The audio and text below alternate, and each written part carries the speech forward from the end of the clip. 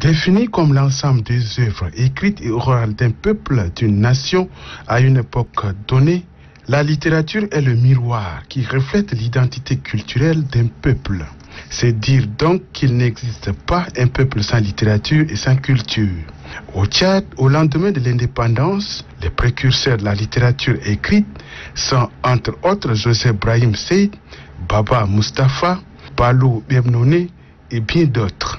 Ces pionniers ont montré la bonne image du Tchad par leurs plumes. Pour preuve, le roman de feu Joseph Brahim Seyd, intitulé Au Tchad sous les étoiles, Djingué la saga de la famille et Ashta ou le drame d'une fille de Baba Mustapha illustrent bel et bien l'histoire du beau pays qui est le Tchad. Ils ont fait connaître la littérature tchadienne à travers le monde. L'écrivain étant un produit de sa société, parce que c'est un homme ou une femme né dans une famille qui a été éduqué par une communauté qui a ses valeurs, et il n'écrit qu'à travers ces valeurs de sa société. Donc, alors, le tout premier qui ont écrit, c'est Joseph Brahim Seyd, avec son recueil de 14 contes intitulé Au Tchad sous les étoiles. Puis, avant lui, c'est Balou Bemnoné, qui a écrit pour le concours théâtral interafricain de Radio France Internationale. Et ce sont 3 pièces de théâtre qu'il a écrites pour ce concours. C'est La Dot, Kaltouma et Mbangaourang, roi de Baguirmi. Ces 2 auteurs qui sont des précurseurs, disons, donc aujourd'hui ce sont des classiques, ont commis leurs premières œuvres en 1962, c'est-à-dire 2 ans après l'indépendance de notre pays.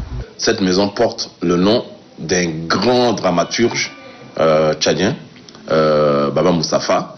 J'ai découvert ces pièces de théâtre, en particulier Ashta ou le drame d'une fille mère. Après, il y a Joseph Brahim Seyd qui m'a beaucoup nourri dans mon travail, je dirais, à travers une de ses nouvelles contenues dans son recueil Au Tchad sous les étoiles. Donc il y a un récit qui s'appelle Djingué ou la saga de famille. Djingué ou la saga de famille, ça date de plus de 50 ans. Il a écrit mais c'est toujours d'actualité.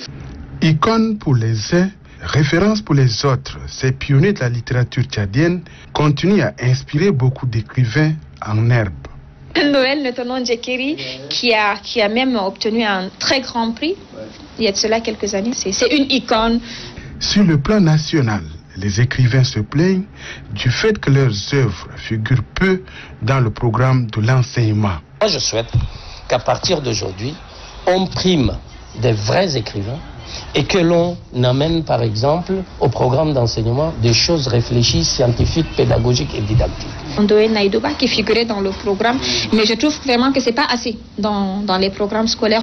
C'est dans cet univers que plusieurs jeunes écrivains se sont lancés dans la littérature. Des maisons d'édition, des bibliothèques, des centres de lecture, etc. ont vu le jour au Tchad.